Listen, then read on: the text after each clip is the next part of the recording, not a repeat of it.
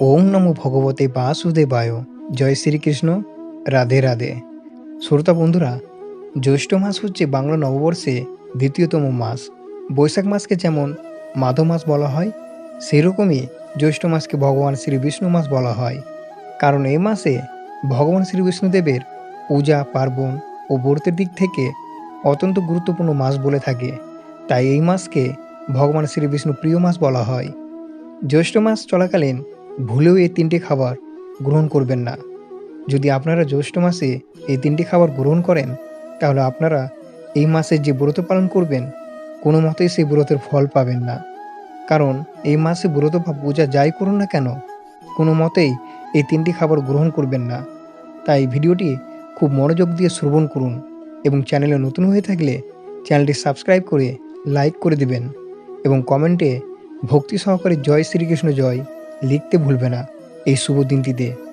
শ্রোতা বন্ধুরা, গ্রীষ্মকালের শেষ মাস হিসেবে বাঙালি সংস্কৃতি, ধর্ম এবং প্রকৃতির বিচারে এই মাসের একটি অনন্য অবস্থান রয়েছে।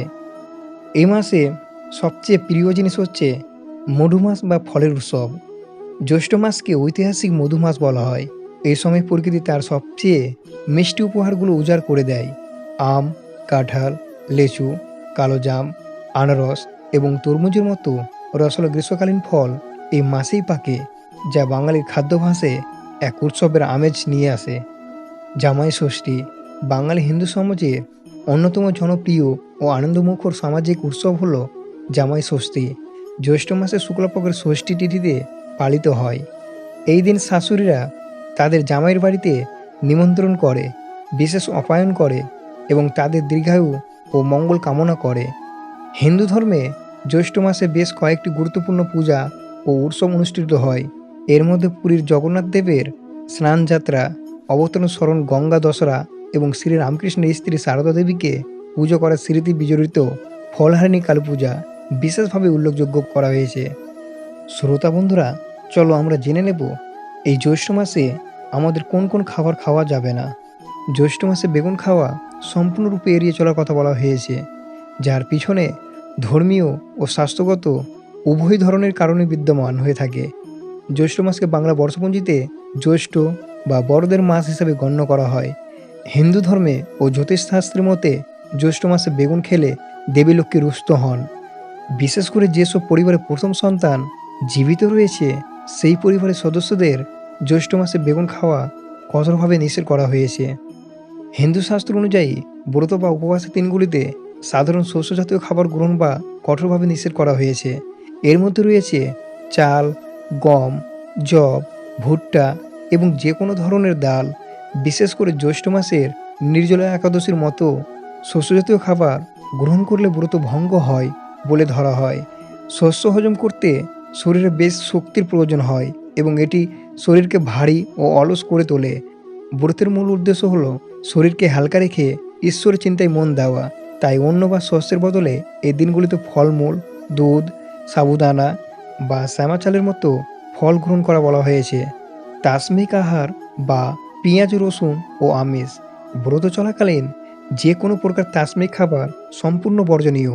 মাছ, মাংস এবং ডিমের মতো আমিষ খাবারের পাশাপাশি নিরামিষ হলেও পেঁয়াজ এবং রসুনকে তাস্মিক শ্রেণীভুক্ত করা হয়েছে। ব্রতের আগের দিন থেকে ব্রত ভাঙার দিন পর্যন্ত এগুলো খাওয়া যাবে না। আয়ুর্বেদ ও যোগশাস্ত্রের মতে তাস্মিক খাবার মানুষের মনে ক্রোধ, কাম, উত্তেজনা এবং অলসতা বৃদ্ধি করে। জ্যৈষ্ঠ মাসে প্রচণ্ড গরমে পেঁয়াজ, রসুন বা আমিষ খাবার শরীরে অভ্যন্তরীণ তাপ আরও বাড়িয়ে দেয়। আধ্যাত্মিক সাধনা এবং মানসিক প্রশান্তির জন্য এ সময় সম্পূর্ণ সাত্ত্বিক আহার গ্রহণ করতে বলা হয়েছে। সাধারণ পরিশোধিত লবণ দৈনন্দিন রান্নায় আমরা যে সাধারণ সাদা লবণ বা সিল্ট ব্যবহার করি, ব্রতের দিনগুলোতে তা খাওয়া নিষিদ্ধ করা হয়েছে। ব্রত বা উপবাসের সময় সাধারণ লবণের পরিবর্তে সৈন্ধব লবণ ব্যবহার করার নিয়ম রয়েছে।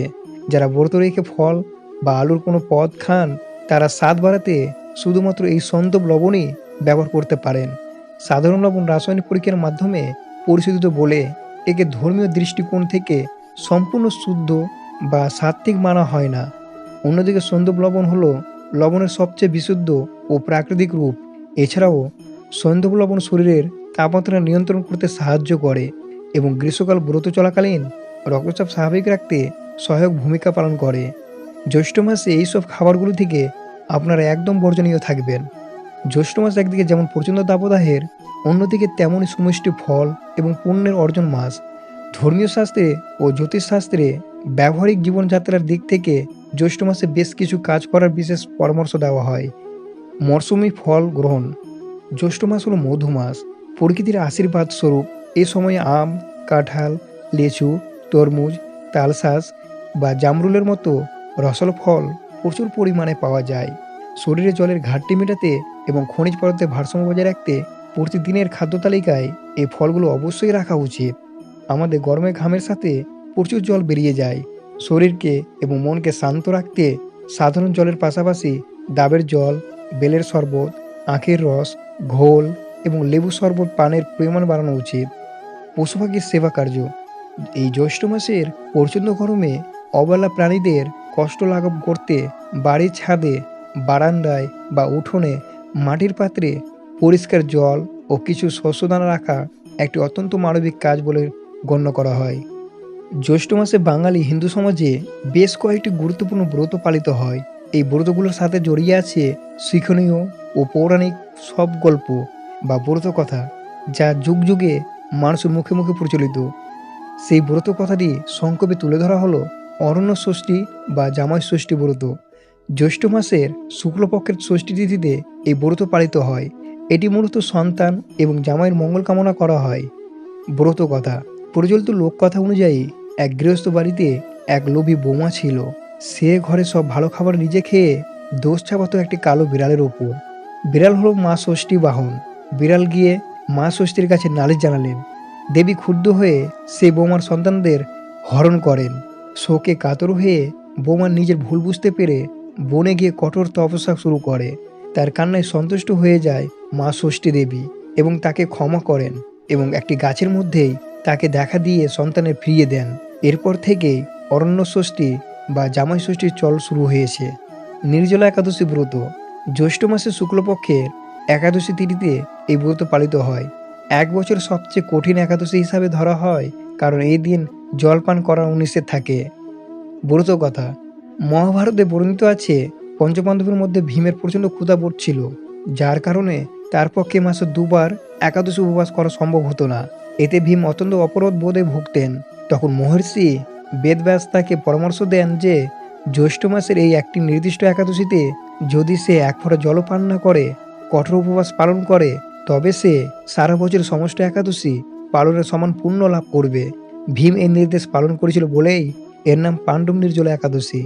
চ্যানেলে যদি আপনারা নতুন হয়ে থাকেন তাহলে চ্যানেলটিকে সাবস্ক্রাইব করে আপনারা একটি লাইক করে দিবেন, কারণ আপনাদের একটি লাইক আমাদের পরবর্তী ভিডিও বানাতে প্রেরণা দেয়।